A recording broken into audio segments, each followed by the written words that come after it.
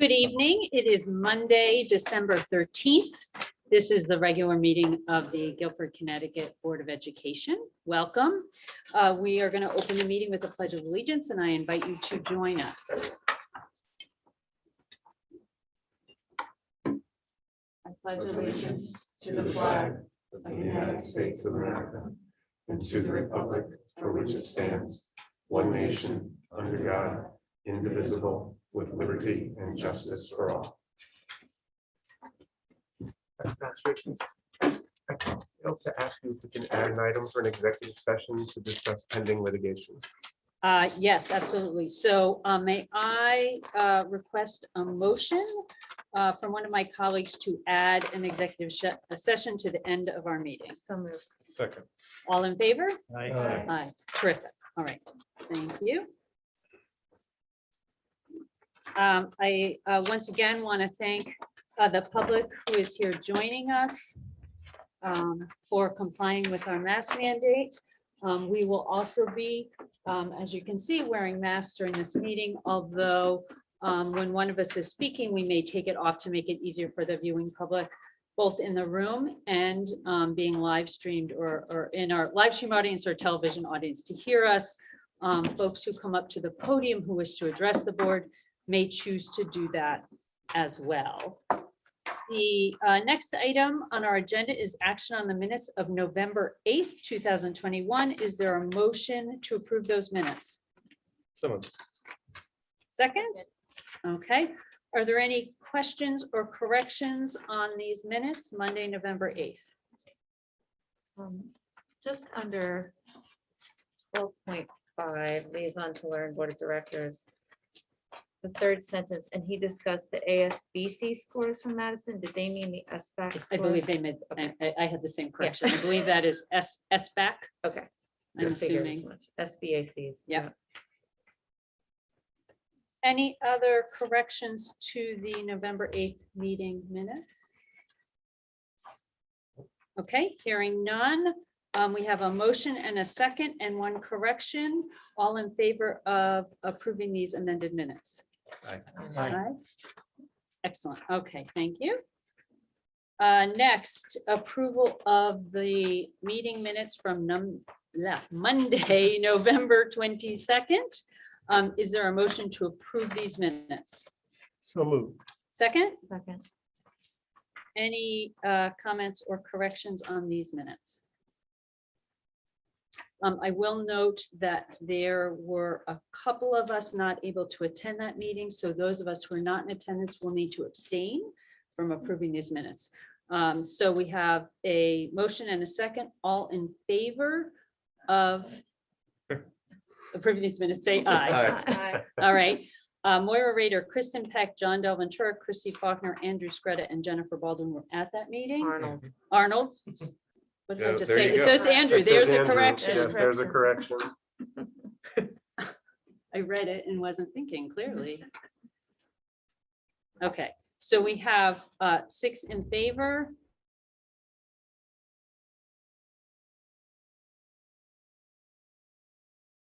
Abstains I'm abstaining. I wasn't there. and Dr. Hirsch abstains.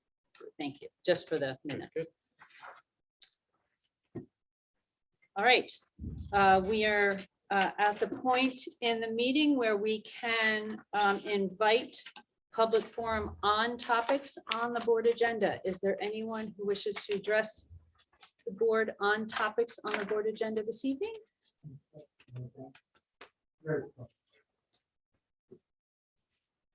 I'm going to ask you to give your name and address. Thank you for the record.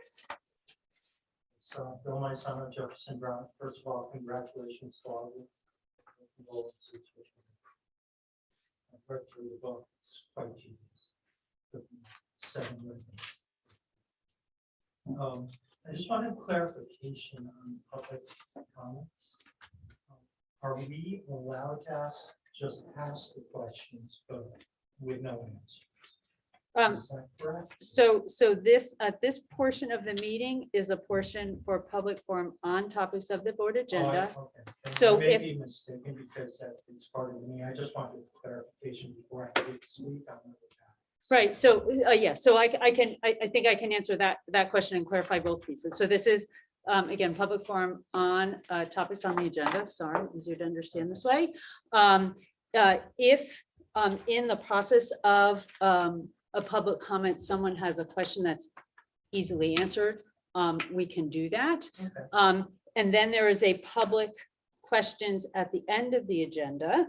And then again, if someone has a question that can be easily answered that doesn't lead to discussion, we can try to do that.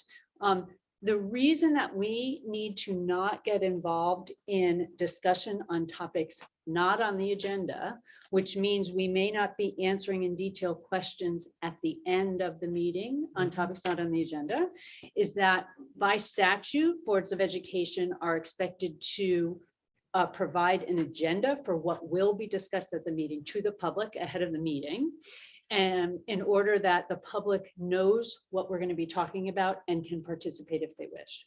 So when folks come to our meetings and bring up something at the end of the meeting that's not on the agenda, we are actually not able to engage in any substantive conversation, but are happy to take that back, respond to a question that comes up at a later time, or put it on a future agenda because it's clear that it's a topic that the public is interested in. Does that help? Does that answer your No, you question? answered it well. Okay. And the only reason I asked is because I did have a yes or no question once, which was easy, but it wasn't on the agenda. And it was an answer, which is fine. But I was followed by a woman who asked a question about bus schedules and COVID, which was not on the agenda either.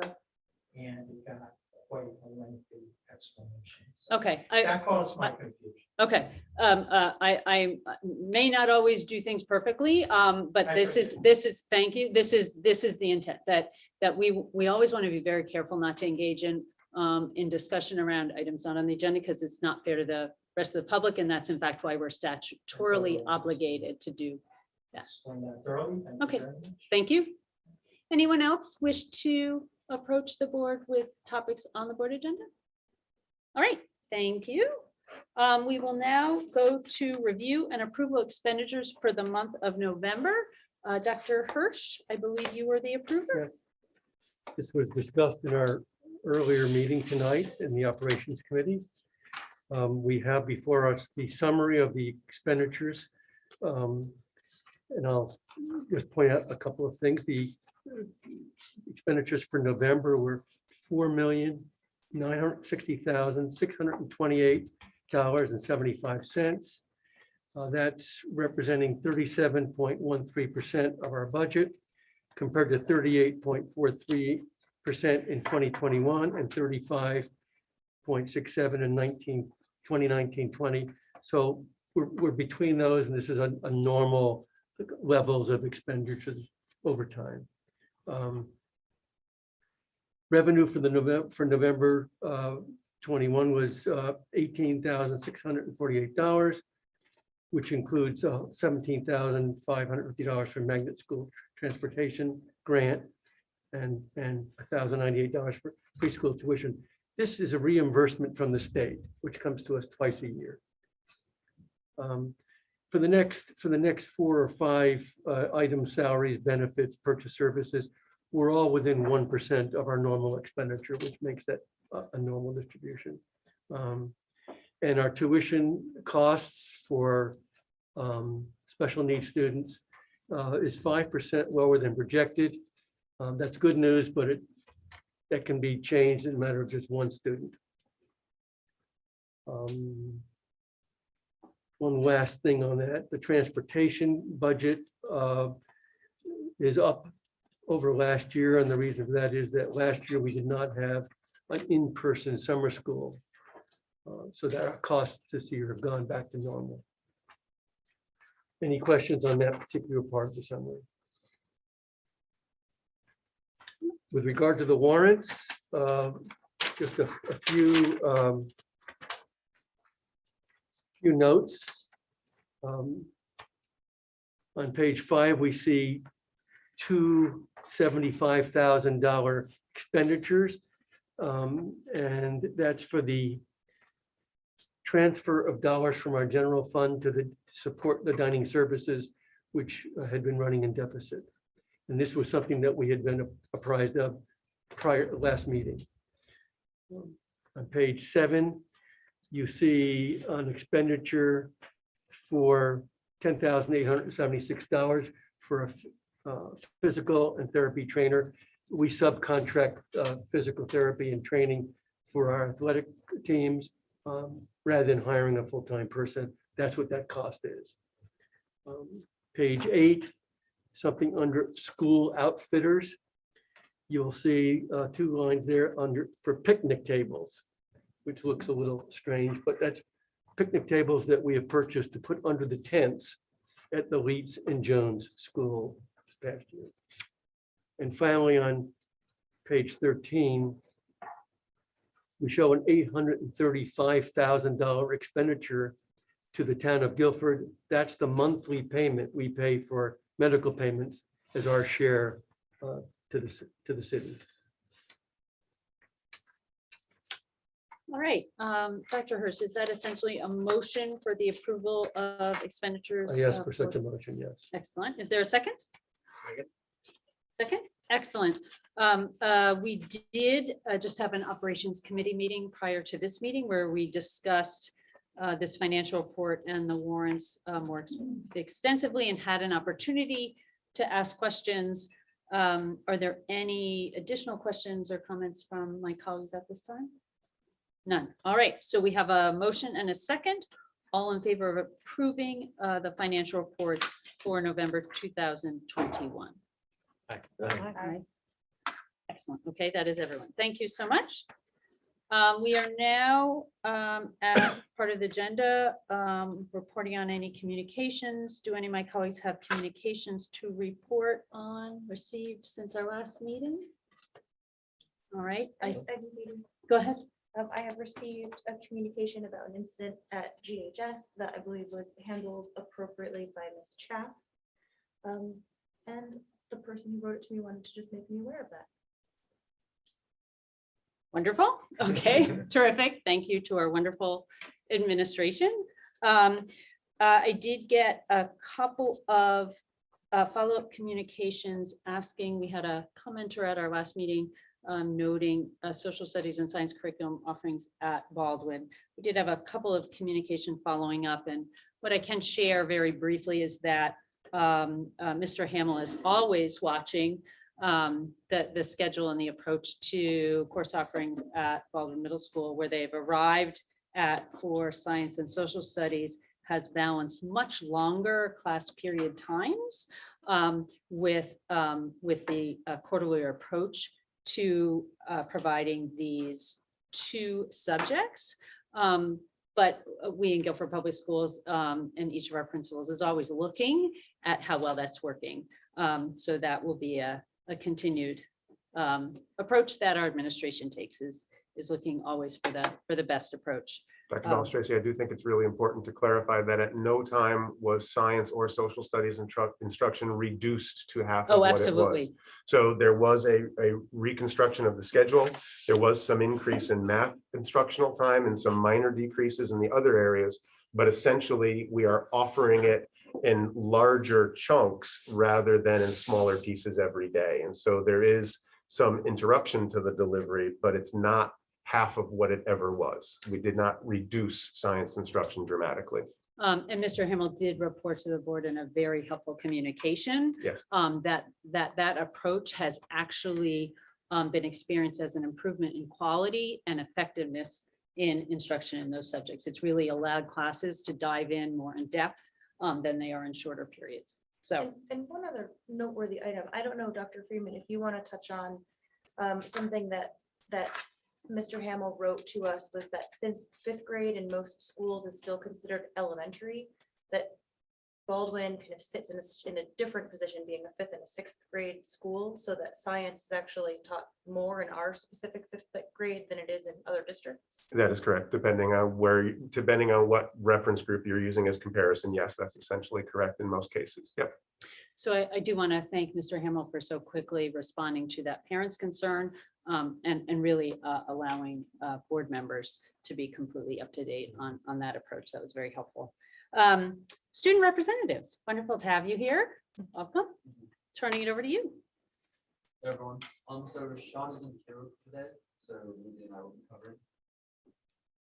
First at Guilford High School, the diary and cricket play was recently, and they sold out for 2 separate shows. And it was a big success. Also, the fall sports have ended, and all teams did very well. And now we're on to the winter season, so good luck to all the teams. And lastly, the 2 winter concerts, or 4 winter concerts, were on December 3rd and 4th, featuring the Guilford Symphony Orchestra, as well as country choir and voices. That was a big success as well. At Baldwin Middle School, the school community did an outstanding job for collecting food for local families and patrons.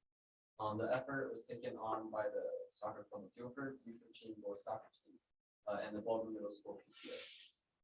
The school community is now involved in a holiday collection drive for toys, books, and other things to benefit local charities. And this drive is sponsored by the PTO. Both the Thanksgiving drive and the holiday drive are great ways to allow students to give back to the community. At Baldwin, students also participated in Hour of Code Computer Science Initiative, which was run by Mrs. Ritchie. Instead of taking the usual 1 hour out of the week, 40 minutes per day were dedicated to allow students to explore computer science. Teachers facilitated computer simulations, programming, and coding activities. And students were also able to participate in a webinar with Marion Breeze, who works for a local data security company. In addition, students were also able to talk with graduate Demi Chen, who works for Disney Animation. At Melissa Jones, parent-teacher conferences were held in November, which allowed families to learn more about the child as a learner. Melissa Jones also had some really fun spirit days planned for December, and so far students and staff have enjoyed Flannel Friday and Holiday Fest days. And finally, the PTO offered outdoor enrichment opportunities, which included music, yoga, and running. At Calvin Lee, the library, 4th grade classes were challenged to build a structure that could hold the weight of as many books as possible using only 12 sheets of paper. The record was set last week on Friday, in Friday's class, which held 67 books, well beyond the expectation. And after being asked to reflect on the structure's integrity from the lesson and make improvements, students were also able to create a structure that held over 90 books, which was a very exciting and impressive moment for the students. And lastly, the PTO coordinated after-school enrichment classes for students, including focuses in STEM, cooking, process art, yoga, and painting. At Adams Middle School, the winter sports are back, such as basketball and wrestling. Near helpers are holding the Toys for Tots and a purchases for pets drives. Students are collecting items in the main hallway, and it will end this Friday, December 17th. 2 years ago, Adams collected 400 toys and pet supplies, and they are hoping to do the exact same this year. Some graders got to experience an author visit by Shannon Draper, who's a 5-time winner of the Coretta Scott King Book Award and has over 30 published titles. It was a virtual visit, but they still got to ask her questions and listen to her speak to them. Concerts are back and finally here at Adams and all this week. 8th grade band and orchestra students will perform tomorrow at 7 p.m. in the gym. The 7th grade band and orchestra students will perform on Wednesday at 7 p.m. also in the gym. And then on Friday, December 17th, the chorus students will perform a virtual concert, which will be recorded for everybody to see. At ABU Cox, parent-teacher conferences were held virtually, and the turnout was great. Students and staff participated in various activities surrounding gratitude. And at the end of the month, the school came together outside underneath the shed and to sing a song, quote unquote, gratitude. The summer will be a month surrounded by happiness and joy, where students will partake in activities learning about how happiness is shown in our community, in their home, and at school. Various activities regarding happiness and joy are scheduled throughout the month of December.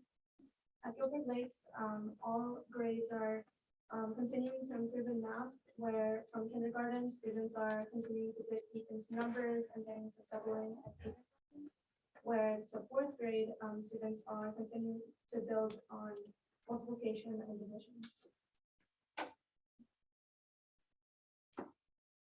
Excellent. Thank you both very much. Yeah, thank you. Anybody have any questions or follow-up for our student reps? Thank you for the reminder that the Adams sponsored us. I was Kristen's taking notes. Excellent. Well, thank you so Thank you much both. for being here. And as I say always, feel free to stay, but it's completely understandable that you probably have things to do. So thank you so much. Thank you. And have a great holiday season, whatever your families celebrate. Thank you so much. Enjoy. Happy just- holidays. I just want to add, I was fortunate to attend the Diary of Anne Frank and then the music performance, and it was just so nice Yep. to be back in the auditorium, seeing the kids perform, and you could just tell they enjoyed it as much as the audience did. So, and even the teachers up there Wonderful. with them. So it was just so nice to see. Excellent. All right, Dr. Freeman, we are up to superintendent's report. Thank you, Dr. Balistraci. An update on the budget build. We are moving apace. We are on time. Last year, this time I was reporting to you that we were running a little bit slow in preparing the budget. This year, at this time, we have met with all of the building principals. We've met with all the department heads. We are meeting as a central and business office now and pulling that final document together. On December 1st, the board held a public hearing to hear from the community. We had a wonderful turnout here in this room and appreciate everybody who came out to make suggestions around the budget. Earlier tonight in the operations meeting, the board met with Joe Spurgeon, who is our insurance consultant with Lindbergh Ripple. And we did talk about the medical insurance, which is a significant portion of that budget as we're pulling it together.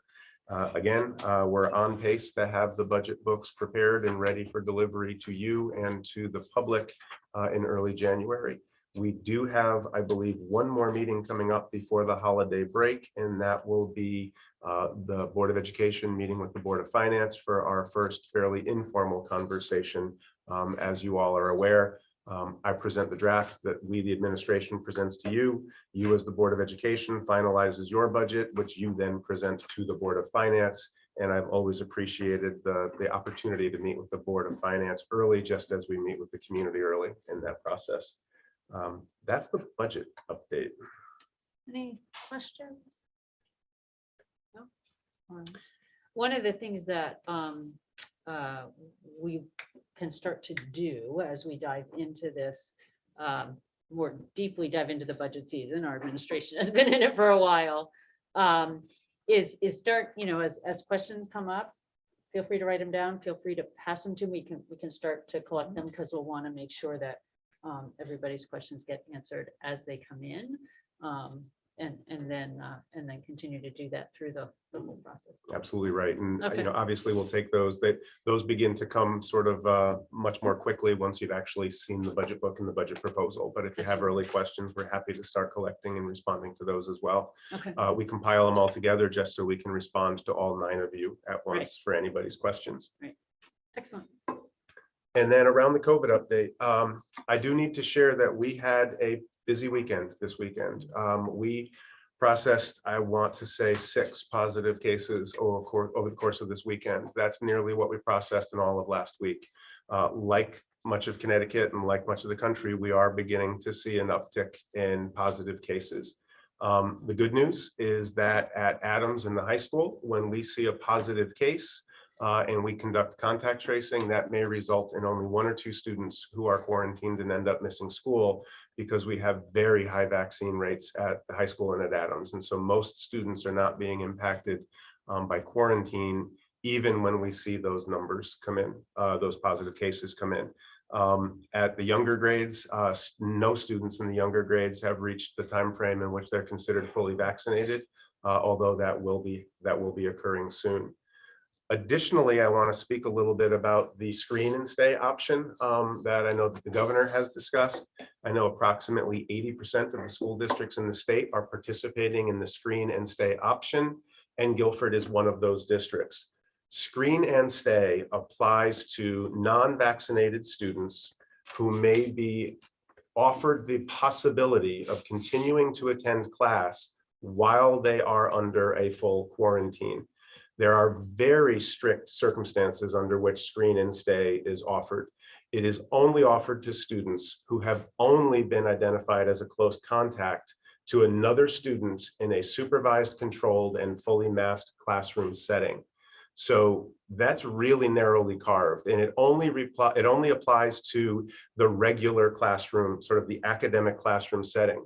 Students who may be considered close contacts in music classrooms, in PE classrooms, or in unmasked lunchroom settings would not qualify for the screen and stay exception.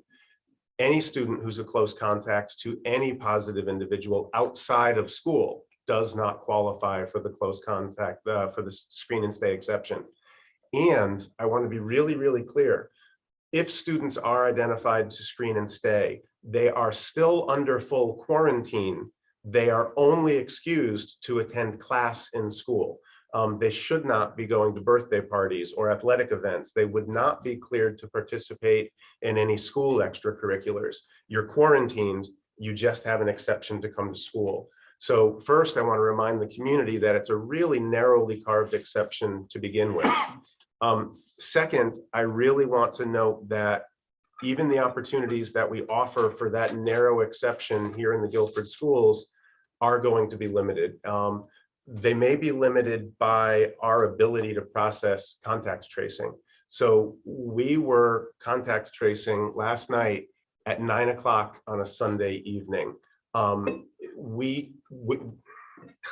Contact tracing involves pulling the class roster, pulling the seating charts, pulling the attendance lists, identifying who was present, where they were in the classroom when present, then identifying those vaccinated versus unvaccinated in the classroom, and adding screen and stay then involves now identifying if there were any ancillary exposures outside of the classroom as well as the initial classroom exposure. The people who are conducting that contact tracing are our nurse director, our nurses, our school principals, and then central office administrative staff. And when we are processing multiple cases at one time, we don't have the capacity to get down to that level of granularity in each of those cases. The first and most important pass is whether or not students shouldn't come to school because they may have been exposed. And so the quarantine may go out immediately, and then notification that your student may qualify for screen and stay may lag that initial quarantine by a day or more in some cases, based on our ability to process the cases that are coming through. And then finally, it may further be complicated by staffing at the school level. So we are continuing to experience a labor shortage in the Guilford Public Schools, like most of the country. For us, it is specifically impacting our ability to fill positions for substitutes, long-term substitutes, lunch, recess, and hall monitors. Those are the positions that are most impacted. When students do return under the screen and stay umbrella, they may attend regular classes, but they don't necessarily participate in all of the other activities. They wouldn't go to a music class. They might not participate fully in PE. So that could generate additional staffing needs at the building. On Friday, we sent out a notice that we are participating in screen and stay and worked to try to identify all of those limitations. But then over the weekend, we began notifying people that there were quarantines rolling out. We started to receive a lot of communication from parents asking if their child was going to be screened and allowed to stay, or was it under a full quarantine?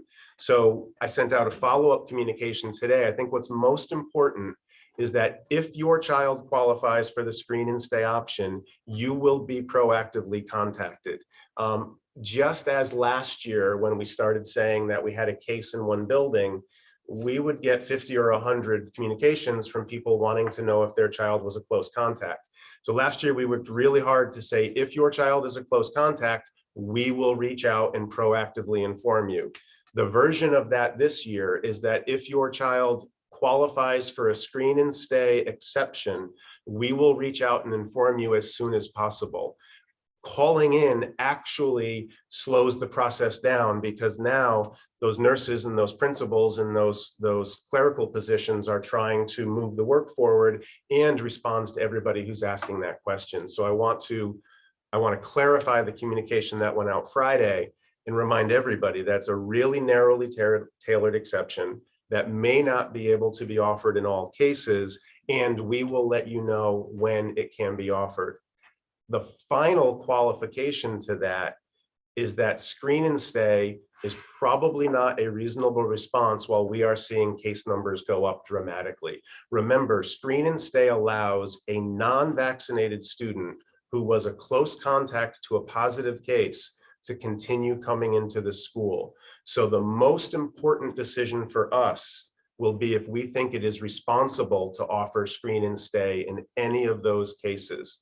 So first, we look at whether it's responsible considering the overall climate. And right now with the increasing rates in Guilford, we will likely not be offering. Second, we need to know that we have the staff available to supervise it should we offer it. Third, it won't necessarily be offered immediately. It may lag the quarantine notification. And then finally, students who are fully vaccinated skip over all of that. A fully vaccinated student is simply excused from the need to quarantine. They not only get to attend school immediately, they're one of the first cuts we make as we go through this process. They can also continue to attend extracurriculars, athletic events. So again, I want to remind everybody, the best way to keep our children safe, I believe, is to get them vaccinated. The best way to reduce spread in our schools is to increase the number of students vaccinated. But the bottom line is the best way to ensure that your child's instruction isn't interrupted by a need to quarantine is to have that child vaccinated. So I again encourage everybody to talk to your pediatrician and to strongly consider having your children vaccinated. Additionally, the booster shot is now available to 16 and 17-year-olds. And I would encourage every parent of a 16 or 17-year-old to talk with your local health provider and seriously consider having your child receive the booster shot. Again, I think it's the best way to protect your child. It's the best way to reduce spread in our schools. And it is the best way to keep your child's instruction uninterrupted. So, not great news on the COVID front. We're going to continue to keep an eye on this. There are important conversations happening at the state and local level around this topic, and we'll keep working on it. And I want to extend my sincere thanks to those school nurses, our nurse supervisor, our principals, and to our central office administrative staff who are processing these cases as quickly as we possibly can. Evenings, weekends, and most recently over the Holidays. Thanksgiving holiday. Our staff is continuing to move this as quickly as we possibly can. And you and I, Dr. Freeman, spoke about this briefly last night, but we're going to also have to just monitor the staff's ability to continue at that rate, or whether we need to, how we need to support them moving forward. We need to find ways to support Yeah. the people who are doing this lift, because this comes on top of running their schools, right, Yeah. every day in a labor shortage where principals aren't just doing contact tracing after school, they're covering classes and being teachers during school because of the labor shortage. We do need to find a way to relieve some of this stress. In the beginning of the year, when numbers were low, it was much more manageable, but as the numbers begin to rise, we do need to address that concern. Thank you. Dr. Freeman, is there anything that we as parents or as a community can do to help? Yes, if you have a bachelor's degree, you should go to guilfordpublicschools.org and you should sign up to be a daily sub. Being a daily sub allows you to choose which days you come in. You put your name on our website, you get automated invitations to join us. You just pick the ones that you are available to do. Mr. Bowden would love to meet you and interview you. We need daily subs to join the ranks so that we have people supporting our teachers, right? Our teachers are covering extra classes. Our principals are covering classes. We also still have openings for permanent subs, which sounds like an oxymoron, but we know we have needs for subs every day. So every building has a number of daily regular substitutes who come in every day. We need lunch monitors, we need recess aides, and we really, really need daily subs.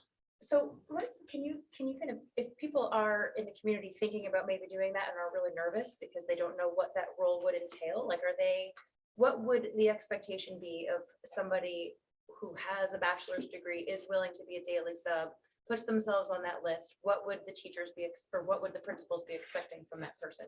So the first thing is that you can tailor your working conditions. So if you think that you would be comfortable in the elementary level, but not so much with middle or high school students, you can just select to work at our 4 elementary schools. If you would prefer not to work in the school that your child attends, you can choose just the other 3 elementary schools and not the one that your child goes to. A daily sub is responsible for coming in, checking in with the main office, picking up the lesson plans that have been left behind by the classroom teacher. You do not design the lesson, and then following those lesson plans. A substitute may not divert from the lesson plans. You don't get to come in and do whatever you think would be valuable or fun with the students, but you do follow the lesson plans that have been left for you. You are generally going to be supported by other grade level teachers that are regular teachers who will check in on you at that grade level. And as you begin to become a regular, you begin to know the pattern of the building. You start to get to know the students in the building. You are responsible for keeping our students safe and happy and moving forward in their studies by following. You need to be good with kids, right? If you enjoy young people's company, if you've got some patience and you know that you can make it through a day and continue to smile, we'd love to have you on the roster. And there's compensation. Absolutely. Daily substitutes. Everybody needs to be prior to, No, I heard there was compensation. What does it pay? oh, I'm sorry. Dailies are $100 a day. It's $100 a day, and you choose the days that you want to work. You can say no to the whole raft of invites. You can say yes to the Tuesday, Thursday, because on Monday and Wednesday you have personal things scheduled. Please contact Mr. Bowden's office. He will be happy to meet with you individually and go into greater detail. There's a substitute handbook that we'll provide for you, and there is an interview process as well. Not only is there compensation, there's screening that goes on. You do need to be fingerprinted. There will be a background check. We do have expectations for the folks who come in and work with our students. And again, you're keeping them safe, you're keeping them happy, and you're moving them forward that day in their studies, following the work that the teacher has left for you to follow. We should record that and start putting it out regularly. That's right. I have a question that goes to contact tracing. Yes. I know you can't ask for it, but if parents choose to maybe send a copy of their child's vaccination card to the school nurse, is that something that would help the district? So you minimize the phone calls you have to make and you can quickly figure out who got contacted or not? We started that early in the year, and a little bit of the trouble there is that it continues to be a moving target. We have found that it's simply easier for us to log into the state database, and our nurses can pull up that information in real time. And so while we appreciate that, and while we asked for that early in the year at Adams and at the high school, now with the youngest kids and everybody being on a different schedule and the 2 week past the second dose falling differently, we're finding that the fastest way for us to do that is to check the state database, and our nurses are able to do that in real time. Thank you. It's a good question. Thank you. Dr. Freeman, how are our teachers doing? With all this said, we talked a lot about student quarantining and students, testing. Are teachers, absent because of quarantining, and more importantly, how are they doing overall? I appreciate the question. So I talked a little bit about clerical staff and school nurses and principals. Teachers are tired right now. I think a lot of us thought that we would be done with this when June got here, and we thought that this year was going to be different. And in some ways, in those early weeks, it felt like it was. And now, with numbers of cases continuing to creep up, continuing to have students who are being quarantined. When students are quarantined, teachers continue to offer instruction to those students virtually, which means now many teachers are juggling some students in person in front of them, as well as some of the students at home. For those of you who use Zoom regularly, it works really well when everybody's on Zoom, and then it works really well when everybody's in person. But when you've got 10 people in a space and 10 others in a Zoom meeting, that's one of the most challenging environments to put together. And so they're still struggling with that. We have students who, in many cases, were out of school or had limited school for 1.5 years. And so we've got some students who have lost some opportunities for socialization, and some of the behaviors that would normally students might have matured out of by certain grade levels, we're addressing some of those behaviors that are challenging teachers. Everybody is continuing to experience this in their personal life. And when we begin that contact tracing on weekends, it's not unusual that we're calling into a home and we're asking a teacher at home on the weekend to help with that. We've got teachers who have their own families, their own children who are experiencing all of this in their school district, whether that's Guilford or away. You know, it feels like we were told we were going to run a half marathon and we got to 13.1. And then somebody said, guess what? It's actually a full marathon. You need to keep going. And I think if we had known that from the get-go, we might have been ready for it. But I appreciate the question. And I appreciate every parent out there who takes a minute to say thank you to your classroom teacher. And right, it's wearing on everybody. But that person who spends all day with your kids and smiles behind the mask all day, every day, a thank you goes a long, long way. I appreciate the question.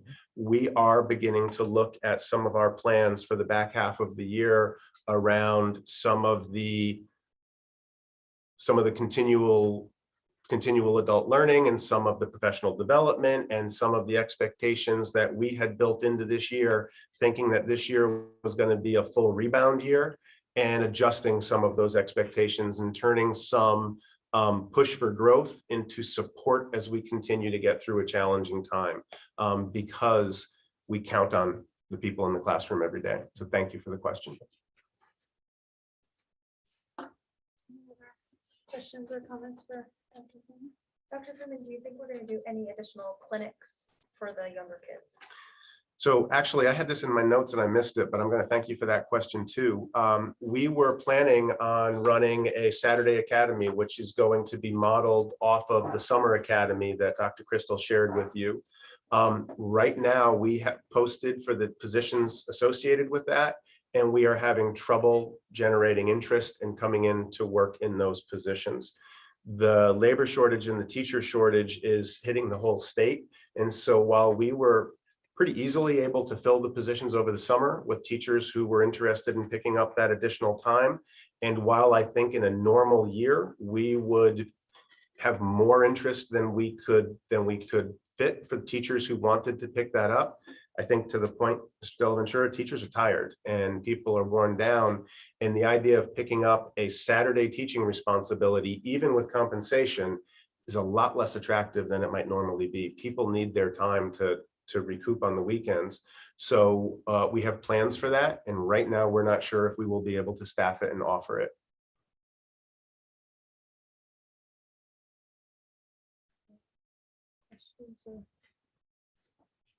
Right. Thank you very much. Thank you. Thank you. Thank you. All right, we are up to the board agenda 9, specifically 9.1, to act on a personnel item. May I have a motion to ratify the appointment of the following teacher: Megan Piambino, 1.0 full-time equivalent at Cox Leet, special education teacher. So moved. Second. All right, all in favor? Aye. Aye. All right, terrific.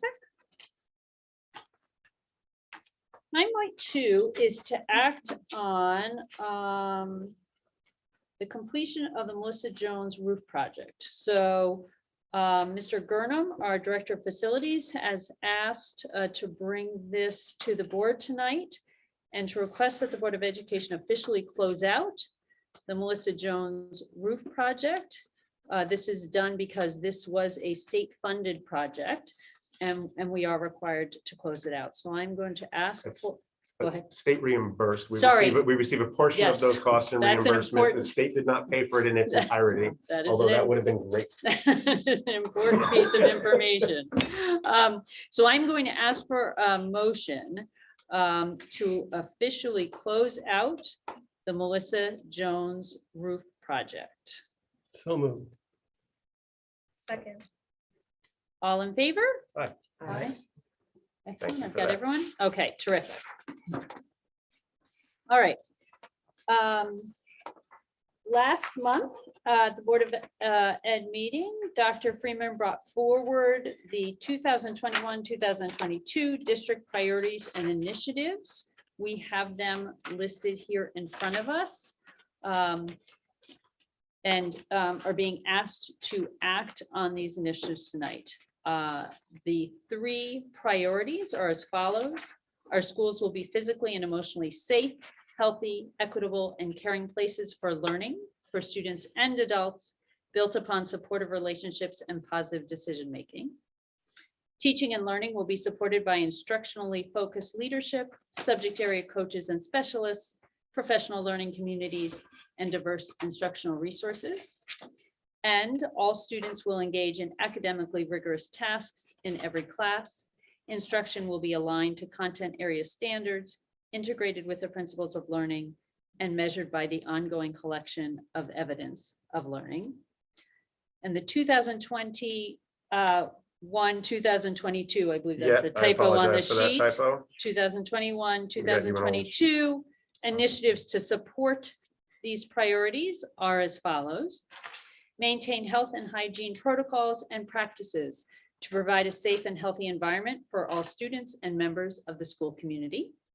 Support an accelerated approach to instruction that promotes deep learning for all students, and further develop a culture and instructional practices that foster social and emotional wellness, equity, and social justice in our school community. Is there a motion to accept these as the district priorities and initiatives for the academic 2021-22 year? So moved. Second. All right, any discussion, questions, comments? All right, all in favor of the motion in the second?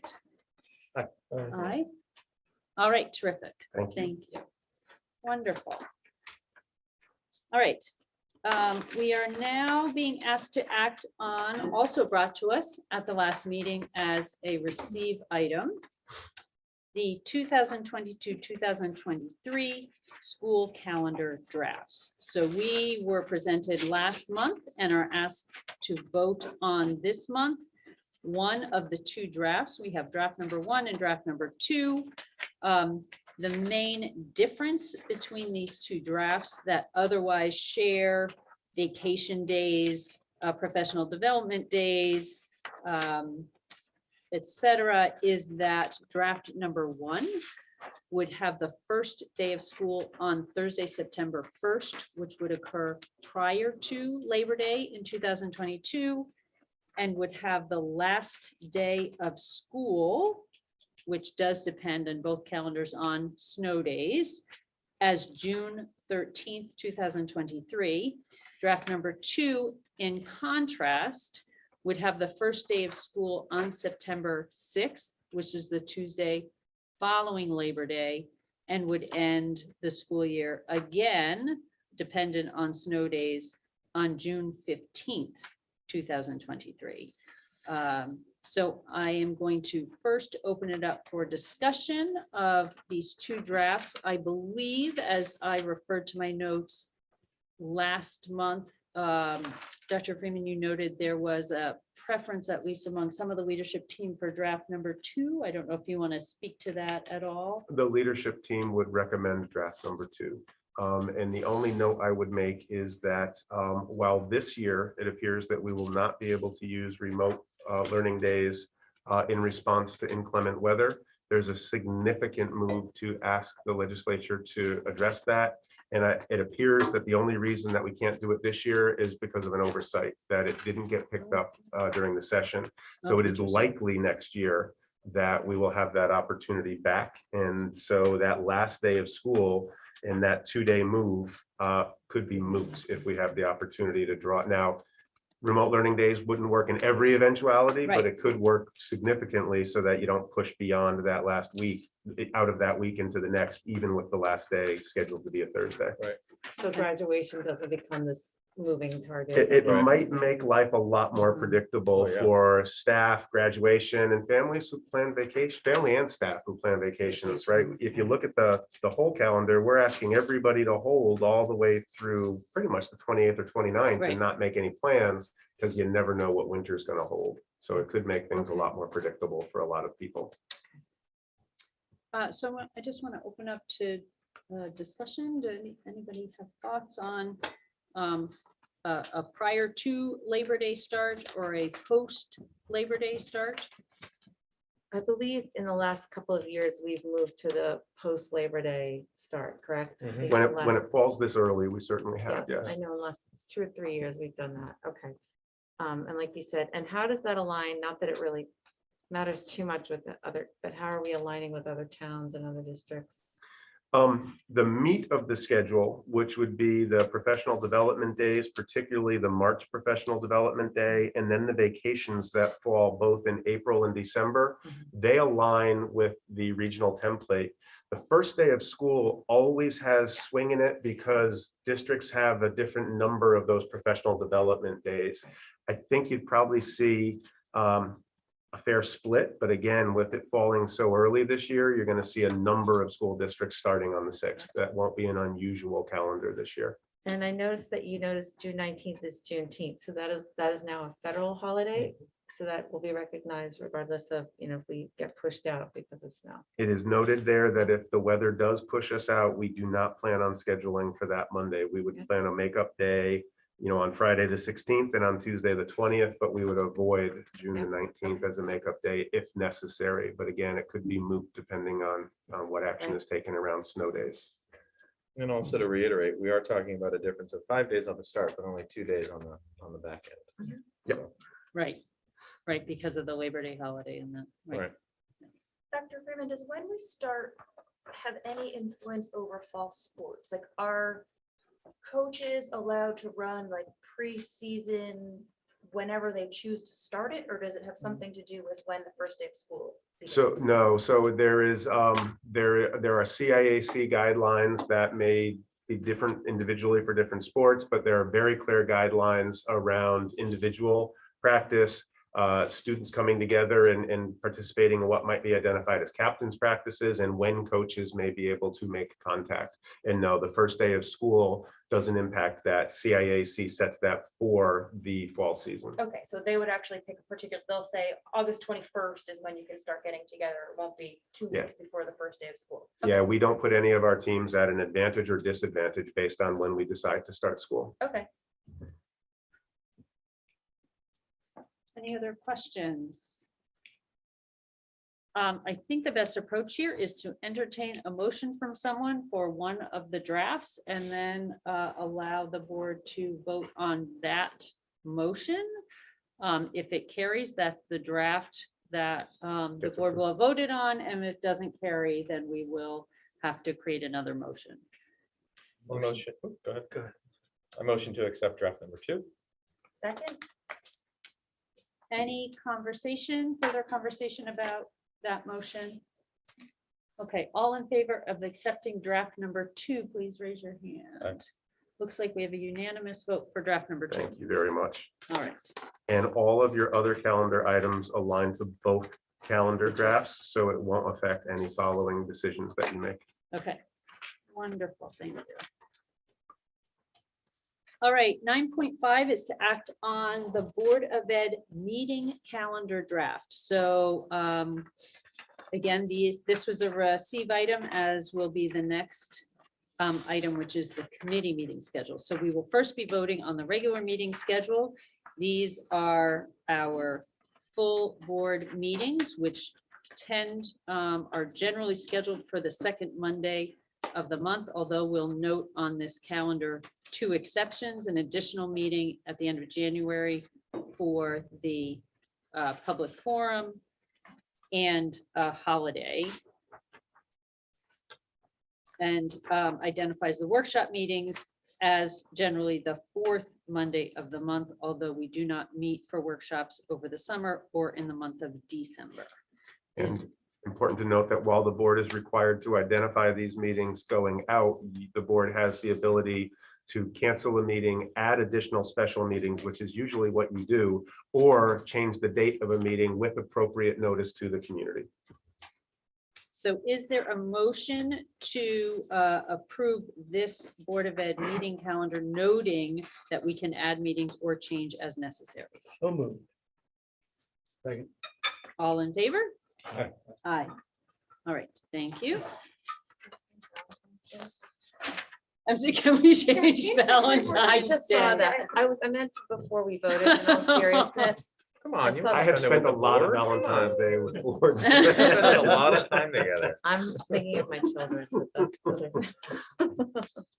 We can change it later. I was just Yes, gonna you say, can let's change it think at as, any let's time. think as can we make it move. Tuesday. It requires appropriate Forward. notification, and that's all. Okay, great. All right. Milk and Um, cookies. It's much easier to get a reservation the next day.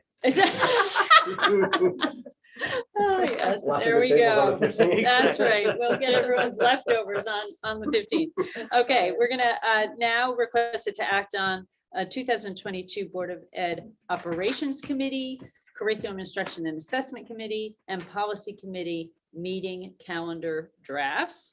Again, this notes the Operation Committee meetings, which occur prior to our regular board meeting every month, and the Policy Committee and Curriculum Instruction and Assessment Committees, which alternate prior to the workshop meetings. Is there a motion to approve this calendar?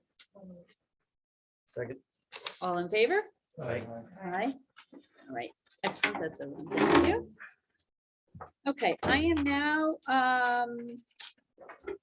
going to ask Mrs. Peck to start us at least in a conversation on a number of recommendations that the policy committee is bringing to us as receive items only. Again, the process is that we will receive these items tonight, have an opportunity to ask questions, but we'll also have the intervening time until our next regular meeting to reach out to Mrs. Peck, Mr. Bowden, or anyone on the policy committee with follow-up questions.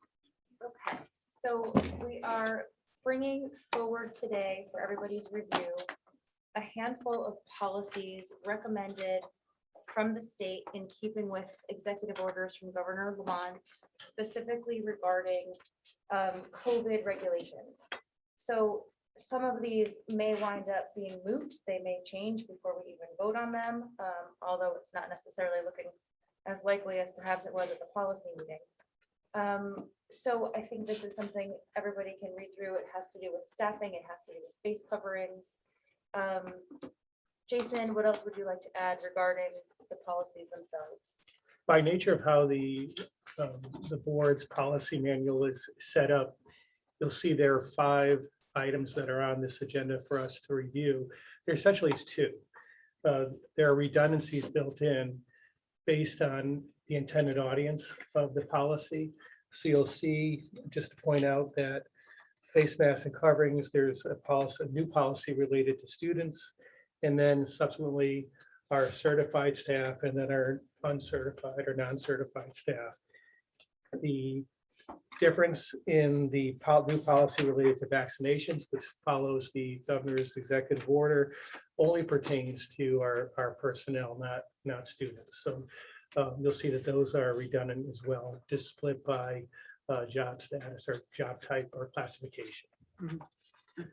The mask policy requires continued masking in school for everyone, for students, for certified personnel, and for non-certified personnel. Additionally, the mask requirement is in place for any contractors or vendors who would be working in the building during times in which students are in the building.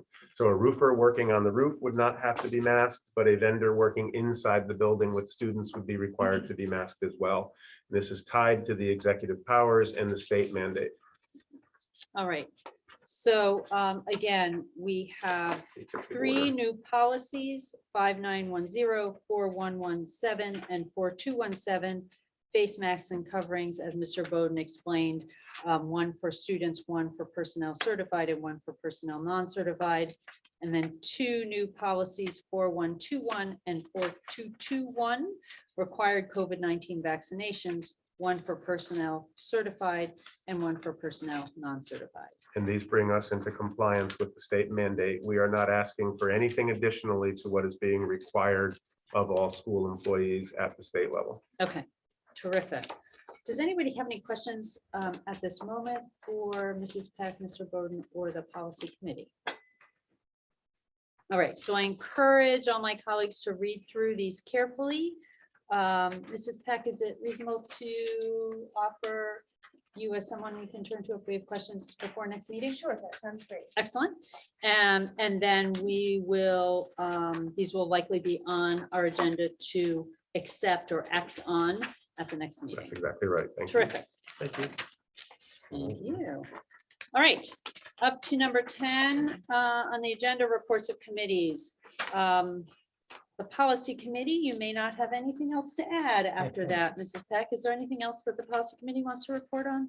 No, that, I think we'll cover it. We've Got a few other topics on our agenda, but nothing ready for the full board's review yet. So we'll continue discussing our January meeting.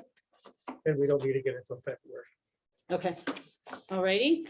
Operations committee, we did just meet, but Mr. Devantur, do you have anything to add? We did, just a couple takeaways from the meeting that we touched upon. Lindbergh and Ripple did give us a report on medical claims, and, I think what all of us took away is, just the impact they potentially could have on the upcoming budget. We received a very healthy report from the dining services as we continue to see increased usage. And lastly, got a facilities update, the highlight of that being wrapping up a limited punch list on our new turf. Absolutely, which I had a chance, I think, after our last meeting to walk over to. It is beautiful and wonderful and It's really exciting. really very exciting. Terrific. The Curriculum Instruction and Assessment Committee is due to meet on January 24th, 2022. I don't know if anyone from that committee has anything to add at this moment. I can share that we anticipate that we will be receiving the report from Dr. Seiler at that meeting in January. Wonderful. On the curricular Both audit. the curriculum self-audit as well as the student interviews that he conducted. And so we're looking forward to being able to share that and his insights with the community. Terrific. That's wonderful. So that meeting again is January 24th, 2022. That is 6 p.m. Here in the Guilford High School Library. That is not a meeting that has public forum, but any of these meetings are open to the public. That's exactly right. So, so that's an important thing to mention. Liaisons to town committees. Does anyone have anything to report to this body from any town committee they sit on? No update on land acquisition. No. Any others? All right. And liaison to Learn Board of Directors. Mrs. Peck, is there anything to note or mention? Sure. Let's see. So Learn is a regional education facility. They manage some of our magnet schools, and it's a group of schools that run. It's a group of districts all the way from Guilford up to Stonington. So that group has, each of those districts has a representative who sits on the board. And what the leader of the Learn Association, Kate Erickson, was talking about this week was really staffing shortages. So they're struggling to find staffing for subs. They're extremely worried about mental health of their current employees and their students. So that's their main focus at the moment. We've also heard from the superintendent of the Old Lyme district. He is similarly worried about declining enrollment. He's actually approaching tuition-based students to try to see if he can incentivize them to come back into his district.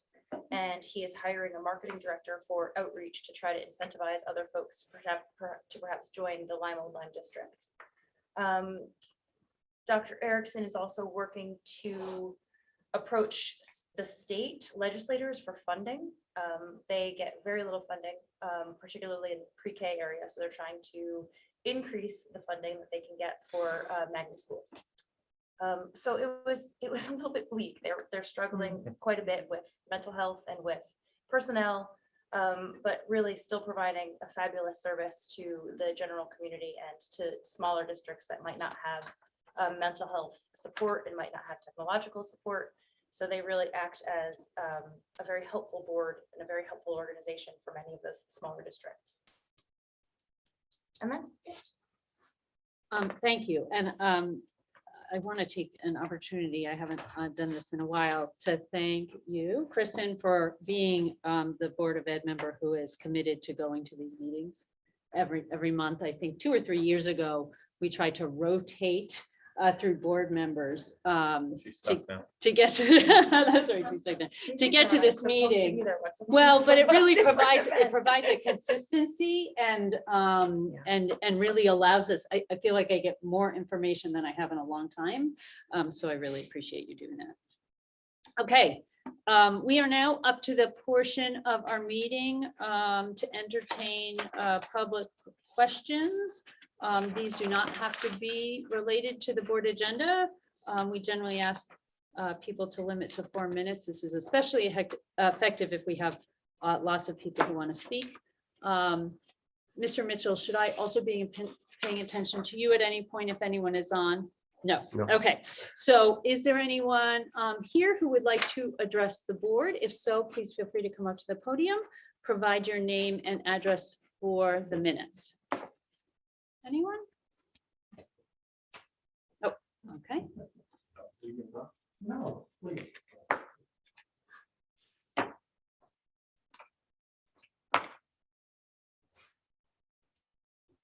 Hey everyone, my first time here, so. Hi, I don't follow the welcome. rules. Can we have, if you may, name and address Oh. for the record? Thank you, Sam. I already No wrote the problem, rules. no problem at all. Ellie Katz, 67 Guile Road. Wonderful, thank you. I'm speaking today as a father of a 5 and a 3-year-old, who's a concerned parent. I'd like to take everyone, just take a moment to think, how many under 10 children you think have died in the pandemic in Connecticut? Well, the answer is 1. You go to the Connecticut website, it's 1, and I think it's 4 from 10 to 19. You know, our kids have been wearing masks for 2 years before. There's something that does not harm them. I'm concerned about a child with mental illness and anxiety in this country, as we've heard in this meeting. I know some children that have developed severe anxiety following the adoption of the masks.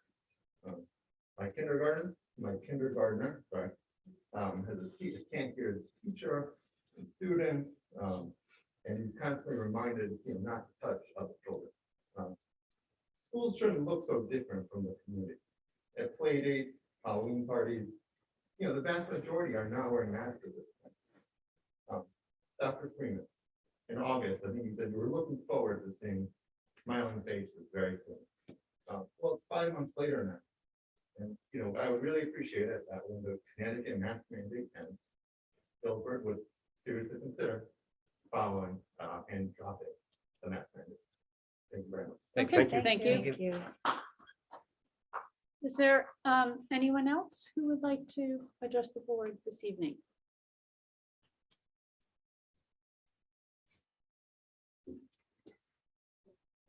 Yes, thank you for asking. And I know that it's really early. Okay, thank you.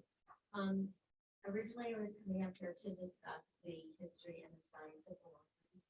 I didn't get to that meeting. I had a kind of commitment about that public forum. But it concerned me when I heard that we didn't have a full year of history and science in fifth grade. I do understand that may have happened when we took on Spanish and we do the scheduling. I do understand there are a lot of aspects that go into scheduling, various curriculums and days and, I worked in high school for 21 years.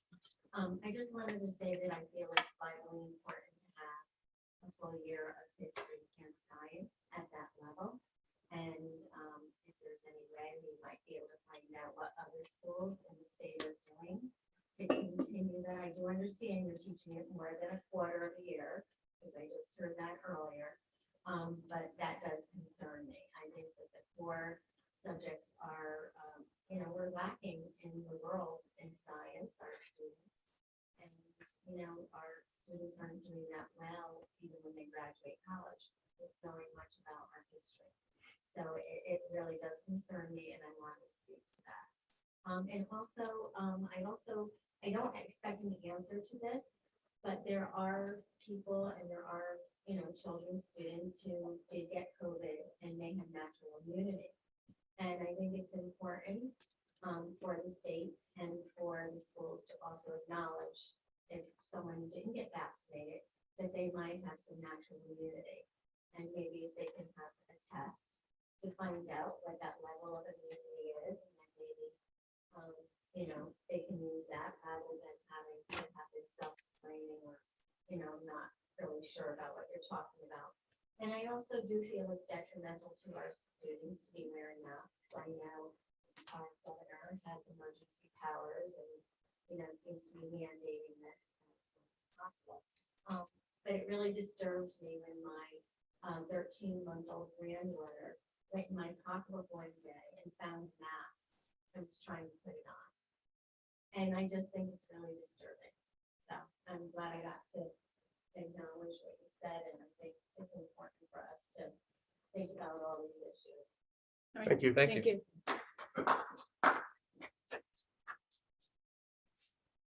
Is there anyone? Oh, okay.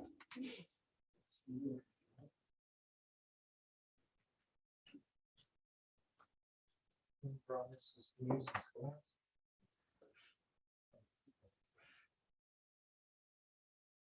First, Mr. Freeman, thank you very much for replying to my email. Harley Graham, I'm absolutely ecstatic. I really do appreciate your attention to it. And when I say something, I mean, so when you say you have 100% of my support, I mean that sincerely. Of course, there are going to be things we disagree about, which is okay. We'll work through those.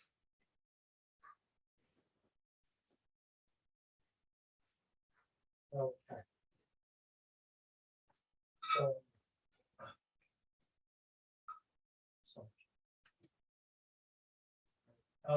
One of the interesting things is, I don't know if you feel it, but with the talk of COVID and everything, I kind of feel things are getting better myself.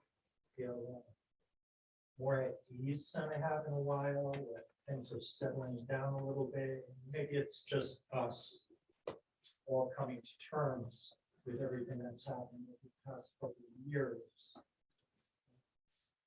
And getting used to it and adapting. And with that, what usually happens as well is things that may have happened a couple of years ago will be reevaluated and will be scrutinized a little bit more. And this is another discussion I had with Dr. Freeman, and I do respect his opinion very much. But we do have a certain disagreement in one area.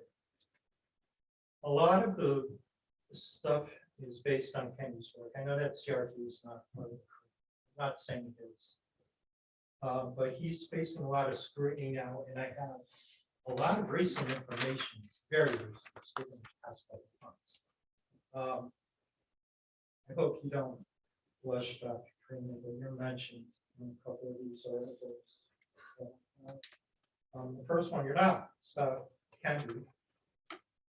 It's actually Henry Rogers. I don't know. That's Henry Rogers. So he's being scrutinized quite a bit and doesn't seem to be holding up very well. I don't know if you've seen him recently, but the questions are getting more difficult, and he's got more difficulty answering. Something I've been looking at for quite a while.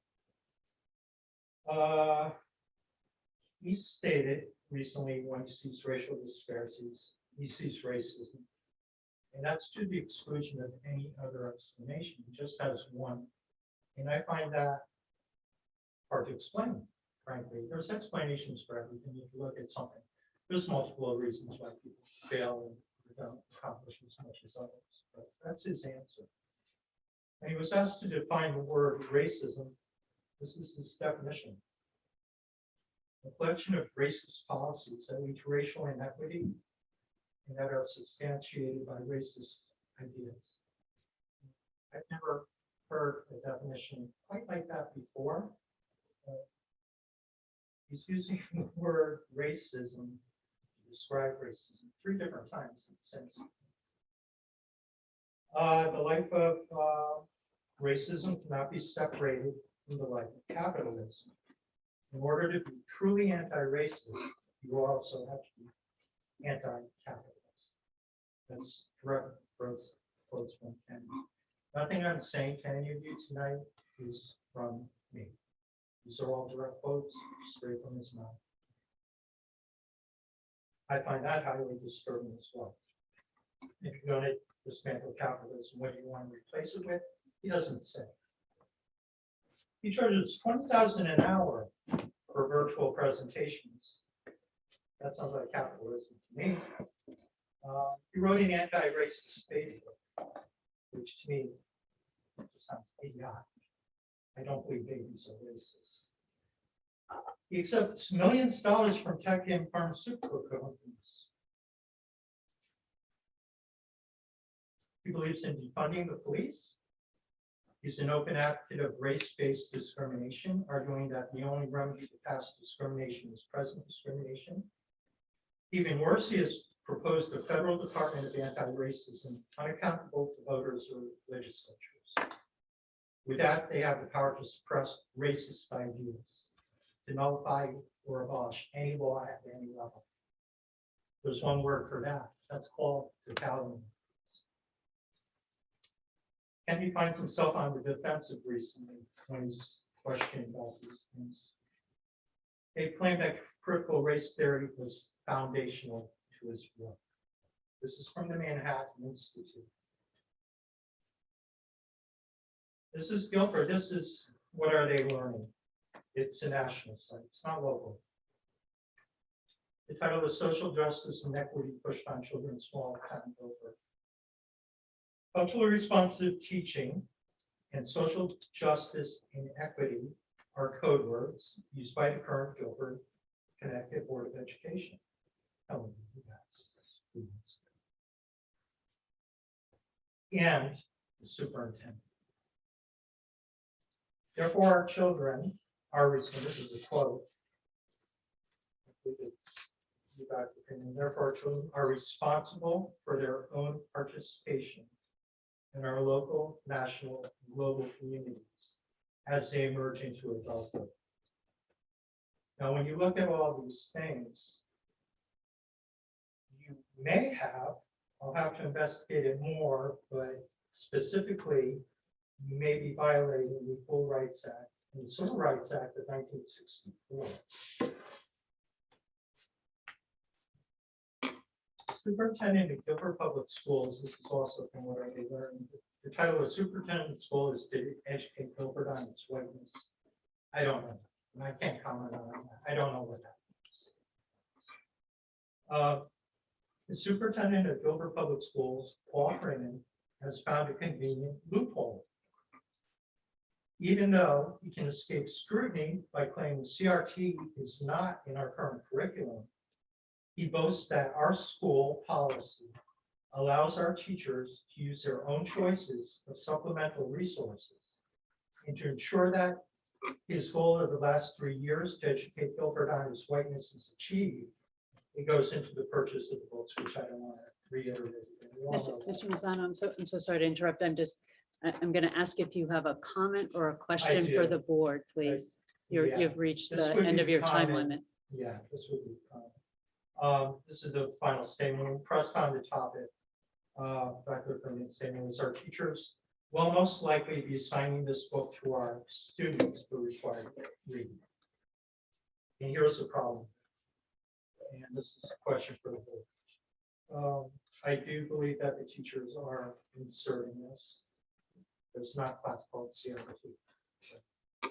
There's definitely infiltration of these ideas into the curriculum. In fact, I have an example for it. It's a group project that was assigned in a social studies class on the Reconquista, which is simply Spanish reconquest of the Iberian Peninsula.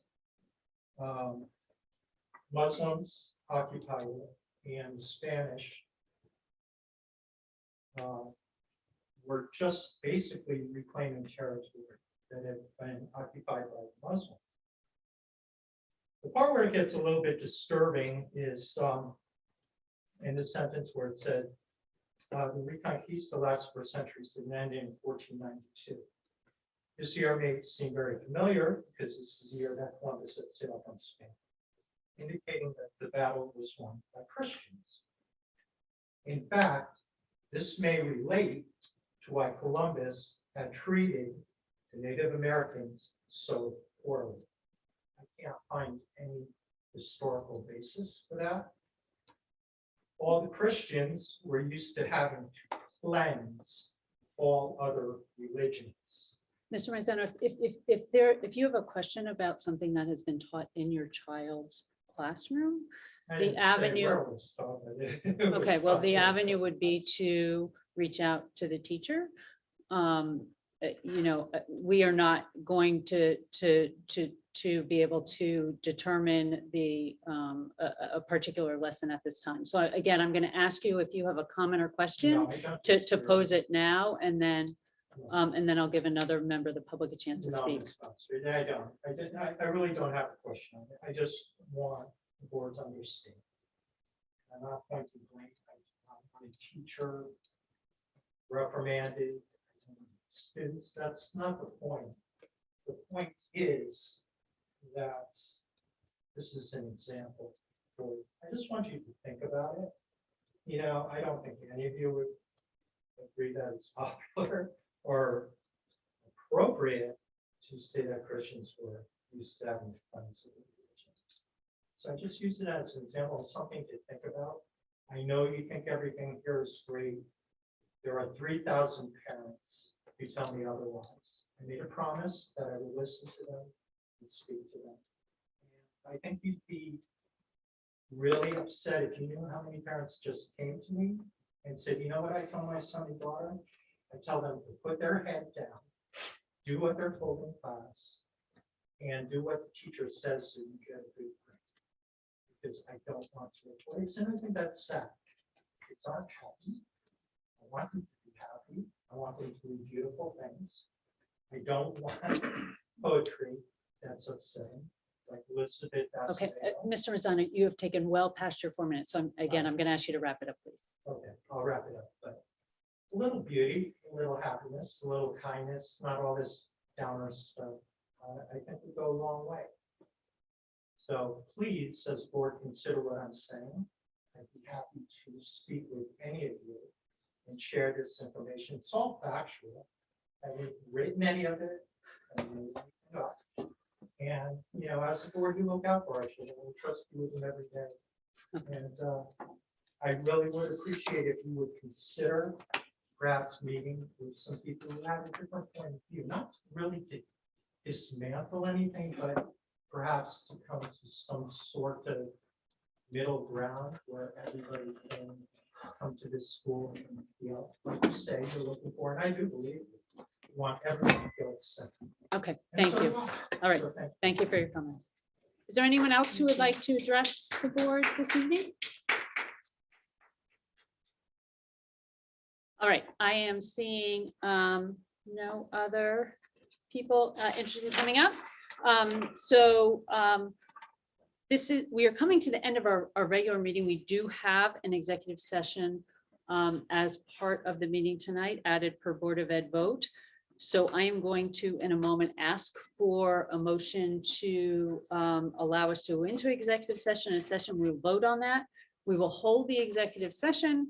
When we come out of executive session, we will then end the public meeting without a further vote or discussion. So I am going to ask for an motion to enter executive session. So moved. Second, please. Second. All in favor? Aye. Aye. All right. Thank you to the public, both on TV and live stream and in person, for joining us this evening. Happy holidays to all of you, whatever you celebrate. Go to the- Yeah, I'll Yeah. go